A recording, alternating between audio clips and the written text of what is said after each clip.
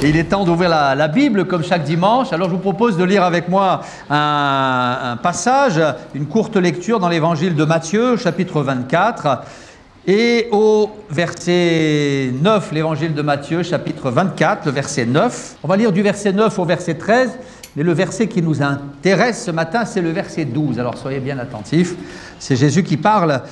C'est un discours qui établit la liste des différents signes qui annonceront le retour de Jésus. Matthieu 24, verset 9, il est écrit « Alors, on vous livrera au tourment, et l'on vous fera mourir, et vous serez haïs de toutes les nations à cause de mon nom. Alors aussi plusieurs succomberont, et ils se trahiront, se haïront les uns les autres. Plusieurs faux prophètes s'élèveront, et ils séduiront beaucoup de gens. Et parce que l'iniquité se sera accrue, l'amour du plus grand nombre se refroidira, mais celui qui persévérera jusqu'à la fin sera sauvé. Amen. » Voilà un extrait de ce chapitre où le Seigneur présente donc les différents signes qui vont annoncer son retour. On croit que Jésus revient. On sait que Jésus revient. On sait aussi qu'il y a des signes qui seront des signes précurseurs. Et parmi les signes qui précéderont le retour de Jésus, il y aura la recrudescence ou la propagation de l'iniquité. On va parler ce matin de l'iniquité. L'iniquité. Peut-être que quelqu'un, ce matin, dira « Mais c'est quoi l'iniquité ?» Ce n'est pas un mot qu'on utilise souvent. Et pourtant, la Bible l'utilise. C'est un mot fréquent dans les Écritures, dans l'Ancien comme dans le Nouveau Testament. Et ce texte nous montre, dans le chapitre 24, qu'il y aura un temps où l'humanité tout entière subira l'influence d'une iniquité galopante. Lorsque l'iniquité se sera accrue, l'amour du plus grand nombre se refroidira. Et l'Église elle-même subira les effets dévastateurs de cette recrudescence de l'iniquité, parce qu'il est écrit « L'amour du plus grand nombre se refroidira ». Il y aura donc un temps, et je crois que nous y sommes, un temps où l'iniquité sera tellement présente, agissante, oppressante, qu'elle impactera même la qualité de la foi des chrétiens, la marche de l'Église, et il est écrit qu'il y aura un temps de refroidissement spirituel, l'amour du plus grand nombre se refroidira. Alors on va parler de l'iniquité. Alors j'ai regardé un peu l'étymologie de ce mot, j'ai regardé quelques-uns des textes qui parlent de l'iniquité, et on va essayer d'étudier ce que dit la Bible à ce sujet, et puis de regarder ce qui se passe autour de nous pour savoir si effectivement la Bible dit vrai. On sait qu'elle dit vrai, mais sommes-nous vraiment dans cette époque où l'iniquité se propage à vitesse grand V, de manière galopante ou pas? Alors, le mot qui nous intéresse ici, c'est le mot iniquité. Et il est écrit que lorsque l'iniquité se sera accrue, lorsqu'elle se sera accrue. Donc, ce mot « accru » vient du grec « plétos ». Alors, plétos, ça peut se traduire par nombreux, une multitude, un grand nombre. Le mot « plétos », qui est traduit ici par « accru », la croissance, la recrudescence, l'augmentation, il est utilisé par exemple lorsque le Saint-Esprit est descendu sur les 120 à la Pentecôte. Ils ont tous parlé en langue et la Bible dit qu'il y a eu ce jour-là un bruit particulier et la foule qui était aux alentours a entendu ce bruit. Il est écrit « Au bruit qui eut lieu, la multitude, plétos, la multitude accourut ». C'est le même mot qui est traduit par accru, le fait de cette recrudescence de l'iniquité. Donc l'iniquité, le péché se multipliera, les effets du péché seront particulièrement présents. Ça a donné le mot pléthore, on connaît ce mot pléthore. Le pléthore, c'est l'abondance, c'est l'excès, c'est quand il y en a beaucoup. Alors il y aura une recrudescence de l'iniquité lorsque l'iniquité se sera accrue. Alors le mot iniquité, il est présent, comme je le disais, dans l'Ancien comme dans le Nouveau Testament. Et dans le Nouveau Testament, eh bien, c'est le mot anomia, qui est traduit par iniquité. Et anomia, eh bien, c'est celui qui est sans loi. C'est celui qui a rejeté ou qui ignore la loi, mais la loi de Dieu. La loi biblique, les principes bibliques. Anomia, c'est le fait de transgresser les lois de Dieu. C'est le mépris, c'est la violation de la loi de Dieu. C'est la transgression des principes divins qui sont consignés dans l'Écriture. C'est le rejet de la norme biblique. Alors il viendra un temps où l'humanité, dans sa quasi-totalité, rejettera les lois de Dieu, les principes divins, ces choses qui sont des normes bibliques. Il y aura un temps où on les méprisera, on les mettra de côté. Alors j'ai cherché quelques textes, normalement ils devraient apparaître. Dans Matthieu chapitre 7 par exemple au verset 22, il est écrit « Plusieurs me diront ce jour-là, Seigneur, Seigneur, n'avons-nous pas prophétisé en ton nom ?» On connaît ce texte. « N'avons-nous pas chassé les démons par ton nom? N'avons-nous pas fait beaucoup de miracles par ton nom? Alors, je leur dirai ouvertement, je ne vous ai jamais connu. Retirez-vous de moi, vous qui commettez l'iniquité. » Et Jésus va montrer du doigt des hommes qui, à la fin des temps, seront en quelque sorte des faux prophètes, des faux docteurs, des usurpateurs, des gens qui vont se dire prédicateurs, se dire mandatés par le Seigneur. Et là, à la fin des temps, le Seigneur les regardera droit dans les yeux et il leur dira, eh bien, je ne vous ai jamais connus, retirez-vous de moi, vous qui commettez l'iniquité. Ces hommes seront démasqués, ils seront confondus et ils seront rejetés loin de la face du Seigneur. Dans un autre texte, ces hommes les appellent des ouvriers d'iniquité. Donc des ouvriers marqués par le péché. Il y a aussi la fameuse parabole qu'on connaît, on la connaît tous normalement, c'est la parabole du juge inique. Vous connaissez la parabole du juge inique? Oui? Parabole du juge inique, c'est l'histoire de cette veuve qui va frapper à la porte du juge, « Fais-moi justice de ma partie adverse ». Seulement ce juge est corrompu et en réalité, il a bien compris que cette femme, elle n'avait rien à lui apporter, alors il ne s'en occupe pas, il la met de côté, mais à force d'insistance, de persévérance, à force de lui casser les pieds, les oreilles et la tête, le juge se dit, pour qu'elle arrête, il faut que je lui donne ce qu'elle demande. Et donc il fait justice à cette femme et la Bible dit, entendez ce que dit le juge inique. Cet homme, il est tordu, cet homme est perverti, cet homme est malhonnête et c'est un juge inique. Et ici, le mot, c'est le mot adikia, ça veut dire c'est l'injustice dans le domaine de la justice, mais c'est aussi la tortuosité du cœur. Cet homme avait un cœur tordu. Il avait un cœur tordu et il était inique. Et l'iniquité, c'est le fait d'être perverti. Ici, c'était un homme qui avait le cœur tortueux, qui n'avait aucun égard pour la justice, aucun scrupule. Il était perverti, aucune conscience chez cet homme. Et donc, le Seigneur va ensuite expliquer que Dieu, lui, n'est pas un juge inique et qu'il entend la prière de ses élus. Alors, le mot inique, le mot iniquité, il revient souvent, fréquemment. Il y a aussi un autre texte dans les Actes des Apôtres où il est question d'un certain Simon, le magicien. Vous connaissez aussi l'histoire de Simon le magicien? Simon le magicien, c'était un magicien, il faisait des choses surprenantes et la foule écoutez ce garçon parce qu'il pensait que c'était vraiment un envoyé de Dieu. Et lorsque un certain prédicateur va arriver et prêcher le message de l'Évangile dans toute sa pureté, dans toute sa puissance, Philippe, l'évangéliste, la Bible dit qu'il vint prêcher le Christ en Samarie. Alors tous les gens vont abandonner Simon et ils vont se tourner vers ce prédicateur, ils vont se convertir, accepter l'Évangile et ils vont se mettre à écouter ce prédicateur, Philippe l'évangéliste, et il va faire une série de baptêmes, une série de conversions. Il va y avoir même des baptêmes dans le Saint-Esprit lorsque Pierre et Jean vont venir assister l'évangéliste. Et là, Simon, en voyant ce qui se passe, va aller frapper à la porte de Pierre et lui dire « Écoute, moi, j'ai bien vu que tu avais un don particulier. Et lorsque tu imposes les mains, tu pries pour les gens, ils parlent en langue. Alors voilà, il sort son carnet de chèques et il lui dit « Voilà, moi, je vais te donner de l'argent. En retour, donne-moi cette puissance pour que je puisse, moi aussi, profiter de cette puissance. » Et là, l'apôtre Pierre, eh bien, il va le reprendre sèchement, sévèrement, clairement. Et il va lui dire « Écoutez bien, ça va s'afficher aussi normalement dans les Actes des Apôtres, au chapitre 8, au verset 22, « Simon, repens-toi. Repens-toi de ta méchanceté, prie le Seigneur pour que la pensée de ton cœur te soit pardonnée, s'il est possible, car je vois que tu es dans un fiel amer et dans les liens de l'iniquité. Simon, tu es dans les liens de l'iniquité, tu es lié.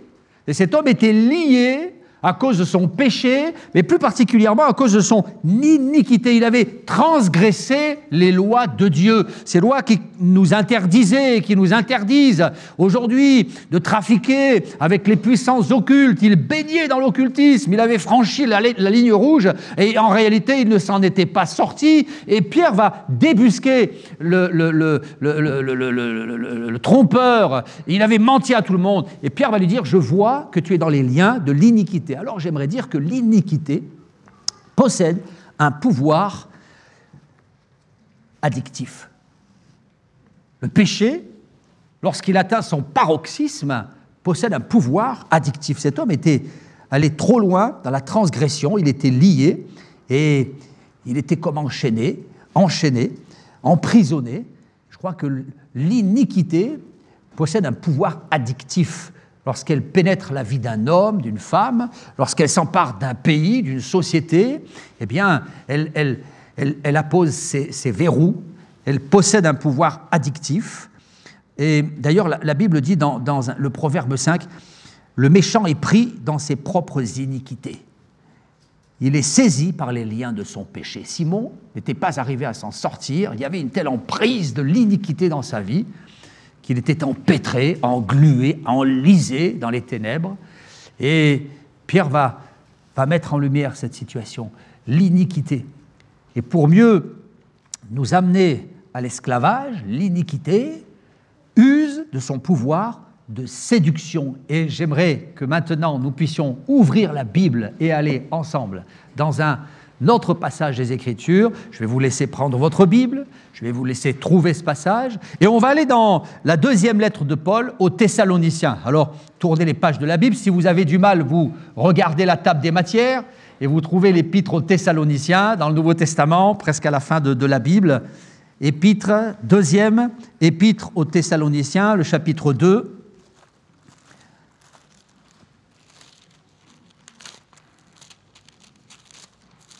La deuxième épître de Paul aux Thessaloniciens, le chapitre 2. Je vous laisse le temps de trouver et on va lire ensemble à partir du verset 9. 2 Thessaloniciens, chapitre 2, verset 9. Ici, l'apôtre évoque ce qui se passera à la fin des temps et il dira à propos de l'homme impie, l'apparition de cet homme se fera par la puissance de Satan, avec toutes sortes de miracles, de signes et de prodiges mensongers, et avec toutes les séductions de l'iniquité pour ceux qui périssent, parce qu'ils n'ont pas reçu l'amour de la vérité pour être sauvés. Aussi, Dieu leur envoie une puissance d'égarement, afin qu'ils croient aux mensonges, afin que tous ceux qui n'ont pas cru à la vérité, mais qui ont pris plaisir à l'injustice, soient condamnés.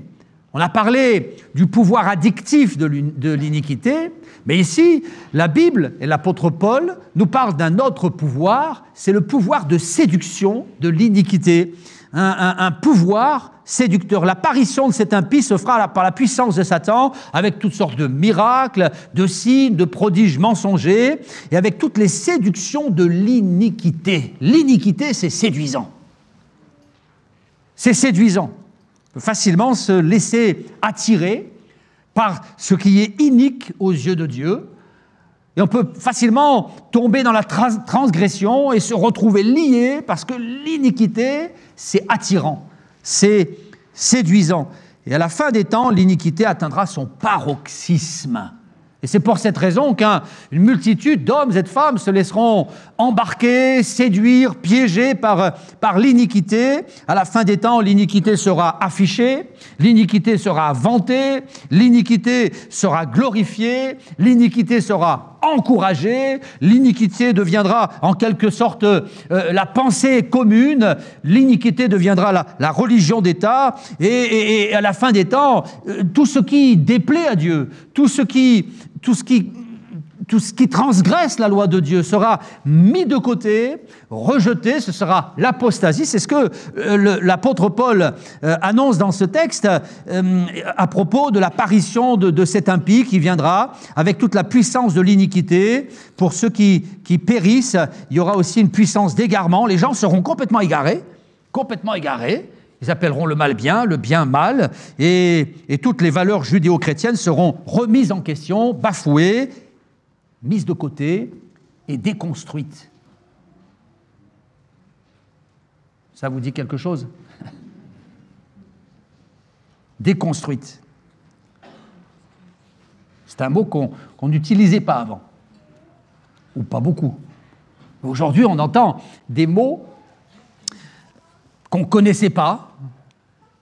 Aujourd'hui, on s'aperçoit qu'on est entré dans une période où il y a un vocabulaire tout à fait nouveau. Déconstruire. Aujourd'hui, il faut déconstruire. Déconstruire la pensée commune, déconstruire les choses acquises. Il faut tout déconstruire. Tout déconstruire.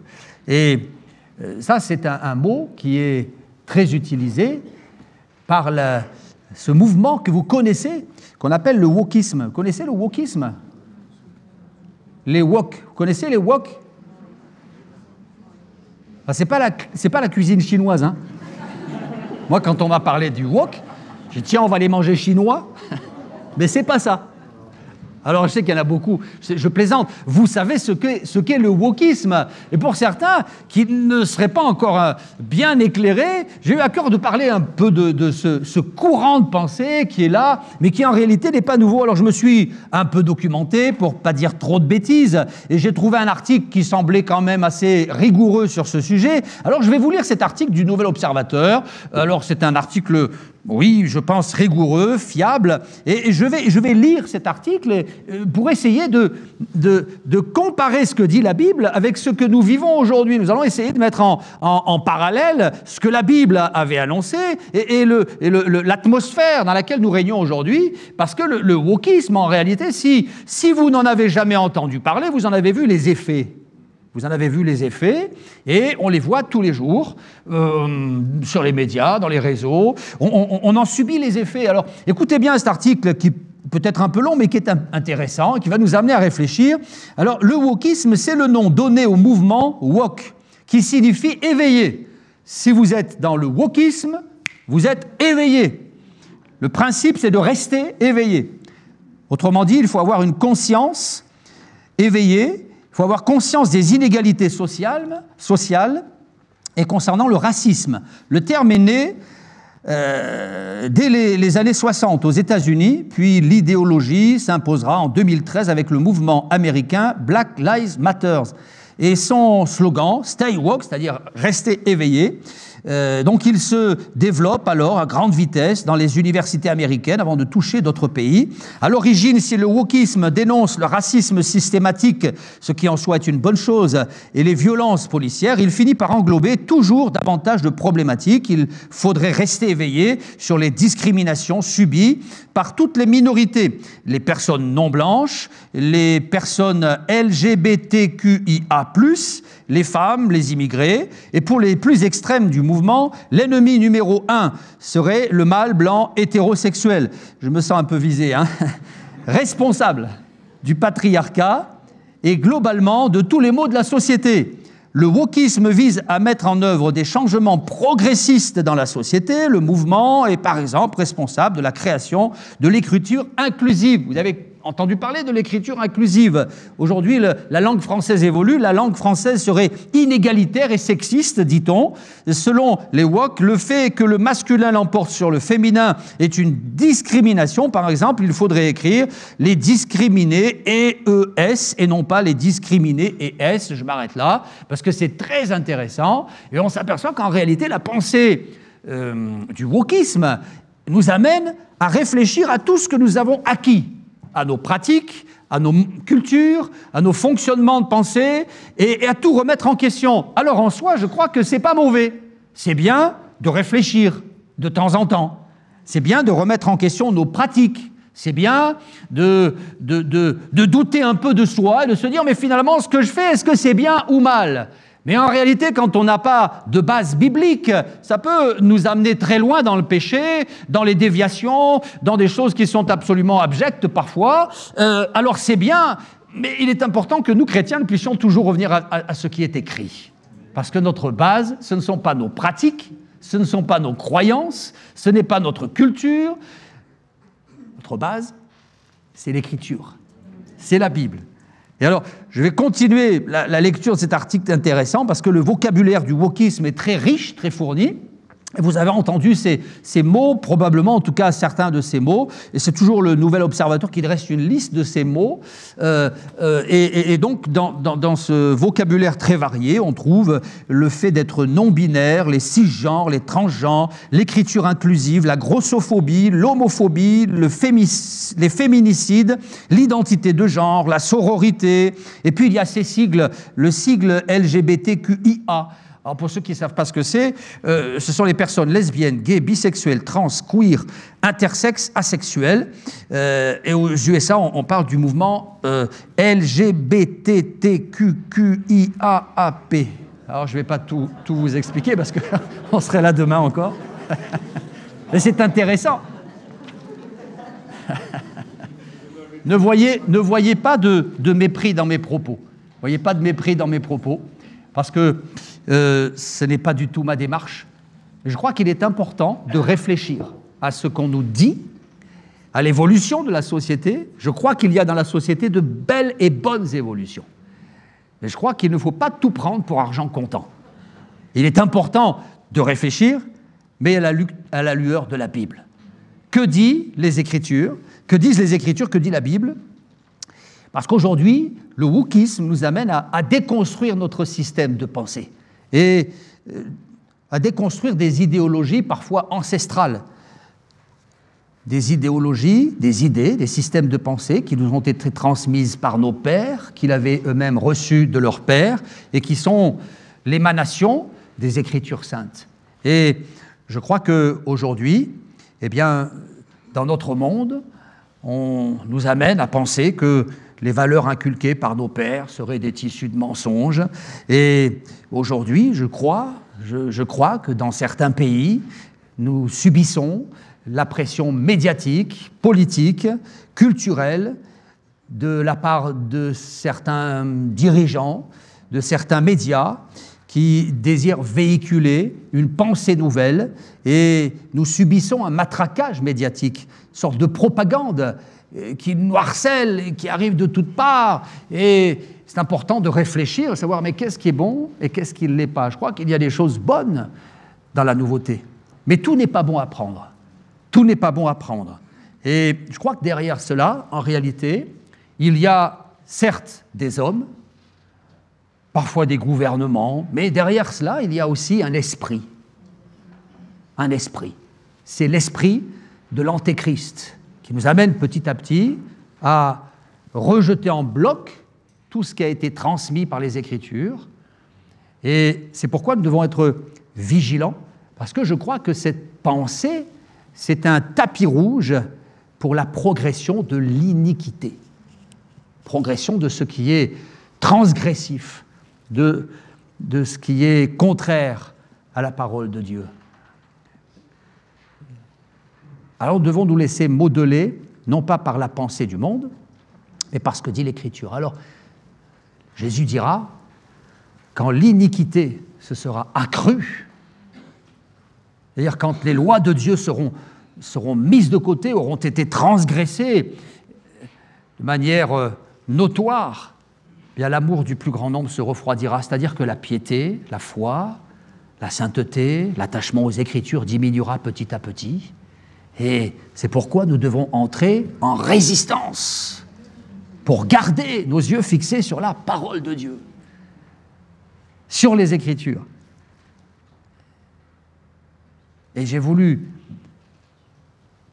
poser cette question, en réalité, devant toutes ces choses. Quel doit être notre comportement? Comment réagir face à la recrudescence de l'iniquité? Alors je sais que certains affichent leurs idées sur les réseaux très facilement, montent au créneau, revendiquent, pourquoi pas. Moi, je n'ai pas trop l'habitude de faire ça, mais voilà, faites-le si vous voulez. En tout cas, ce qui est sûr, c'est que face à la recrudescence de l'iniquité, il est important, premièrement, qu'on puisse garder nos cœurs. Garder nos cœurs. Garder nos cœurs, mais aussi garder nos yeux. Garder nos oreilles. Parce que le péché va pénétrer nos cœurs par ce que nous voyons, par ce que nous entendons, par les discours ambiants, par ce matraquage médiatique. Le péché va rentrer dans nos cœurs. La Bible dit « Garde ton cœur plus que toute autre chose, car de lui viennent les sources de la vie. » Il faut qu'on garde notre cœur.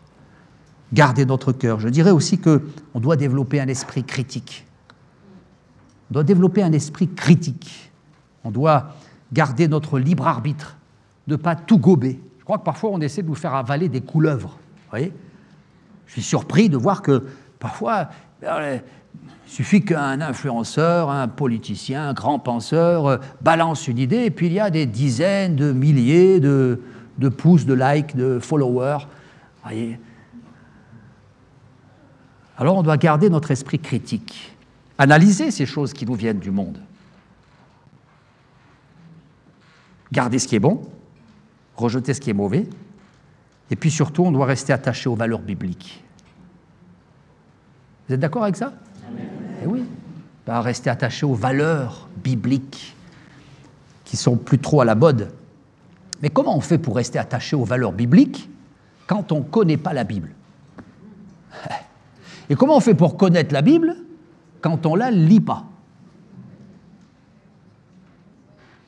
Alors certains diront, moi je la connais parce que je suis un grand orateur sur Internet, etc. Bon, pourquoi pas. Mais le mieux, c'est de lire la Bible. Parce que parfois, on peut vite se laisser embarquer par tout un tas d'orateurs que la Bible appelle les ouvriers d'iniquité, tout un tas de faux docteurs. Lisez la Bible. Lisons la Bible. Et à force de nous laisser modeler, façonner par la pensée biblique, on va développer un esprit critique. Et il y a des choses qui ne passeront pas, parce qu'on va facilement filtrer les pensées nouvelles, les modes, les nouveautés qui semblent être des progrès, mais qui en réalité, pour le Seigneur, ne sont qu'une régression. Alors il faut, rester attaché aux valeurs bibliques, il faut la connaître, il faut la lire, parce que nous croyons, et ça, je sais que ça déplaira au diable et à beaucoup de gens dans le monde, mais je le dis quand même, nous croyons que la Bible, elle est immuable. Immuable. Parce que la vérité, c'est la vérité, elle ne change pas. Ce qui était vrai hier est vrai aujourd'hui, et ce qui est vrai aujourd'hui sera encore vrai demain. Alors on doit la lire, on doit la connaître, s'en imprégner pour arriver à développer cet esprit critique. Jérémie dira, mais j'ai recueilli tes paroles et je les ai dévorées. Elles ont fait la joie et l'allégresse de mon cœur. Quand on lit la Bible, ça nous fait du bien. Il faut un effort intellectuel, il faut de l'énergie, il faut réfléchir, il faut se poser, avoir une discipline et se dire, j'ai pas envie, mais je le fais quand même. Et une fois qu'on a pris notre bon repas, on est repu, on est bien, on est nourri, on est plus fort. Ça fait du bien de lire la Bible. Et c'est ainsi qu'on va entrer en résistance. Eh oui. Alors j'ai voulu parler de l'iniquité, mais j'ai voulu terminer par une touche positive. Parce que quand on parle de l'iniquité, lorsque l'iniquité se sera accrue, l'amour du plus grand nombre se refroidira, on pense à la recrudescence, à la progression de l'iniquité d'un point de vue global, national, mondial, mais l'iniquité peut parfois aussi s'installer dans la vie d'un homme, dans la vie d'une femme, peut-être dans ta vie, une personne qui est là et qui est comme Simon dans les liens de l'iniquité. Ah, alors j'aimerais vous apporter une bonne nouvelle et vous dire que cette bonne nouvelle, elle était là hier, elle est là encore aujourd'hui. La bonne nouvelle de l'Évangile, c'est que Dieu pardonne l'iniquité. Alléluia! Dieu pardonne l'iniquité. Et ça, c'est un message formidable. Dieu pardonne l'iniquité. Exode 34, verset 7, Dieu pardonne l'iniquité, la rébellion et le péché. C'est posé, c'est biblique et c'est vrai. Dieu pardonne encore aujourd'hui l'iniquité Alléluia. Il y a un homme un jour qui a laissé l'iniquité rentrer dans sa vie. Ce qu'il avait fait, c'était inique. Il avait tué quelqu'un, il avait pris sa femme, c'était David. Vous le savez, David avec Bathsheba, David qui va tuer Uri le Héthien. Et c'était inique ce qu'il avait fait. C'était abject. Et David rédigera des psaumes à ce sujet. Psaume 38, David dira « Mes iniquités s'élèvent au-dessus de ma tête comme un lourd fardeau, elles sont trop pesantes pour moi. » J'imagine cet homme qui était là, courbé sous le poids de son iniquité. Il était comme écrasé, sa conscience l'accusait, il était malheureux, malheureux, malheureux. Alors qu'est-ce qu'il a fait? Eh bien, il est allé vers celui qui pardonne l'iniquité. Et il a confessé son péché. Psaume 32 nous dit « Je t'ai fait connaître mon péché, je n'ai pas caché mon iniquité. J'ai dit, j'avouerai mes transgressions à l'Éternel, et tu as effacé la peine de mon péché. » Alors ça, c'est le message de l'Évangile, un message positif qui nous fait du bien. Le Seigneur est capable de gommer les choses que nous avons laissées entrer dans nos vies. Et lorsque nous avons transgressé, nous pouvons crier à Dieu qui est capable de pardonner. Alors ne restez pas là, courbés sous le poids de vos péchés. Ne restez pas là, écrasés par la voix de votre conscience. Mais tournez-vous vers le Seigneur parce que je crois que Jésus pardonne encore aujourd'hui l'iniquité. On va prier un moment et on va terminer ce culte sur cette touche positive, cette note positive. On a un Dieu qui pardonne. Et si Dieu ne nous pardonnait pas, alors je ne serais pas parmi vous ce matin parce que je crois que, comme chacun d'entre nous, bien, j'ai eu un jour besoin de la grâce de Dieu. J'ai encore besoin de la grâce de Dieu. Dieu pardonne encore aujourd'hui. Et ça, c'est notre joie, c'est notre bonheur, avoir un Dieu qui nous a tant aimés.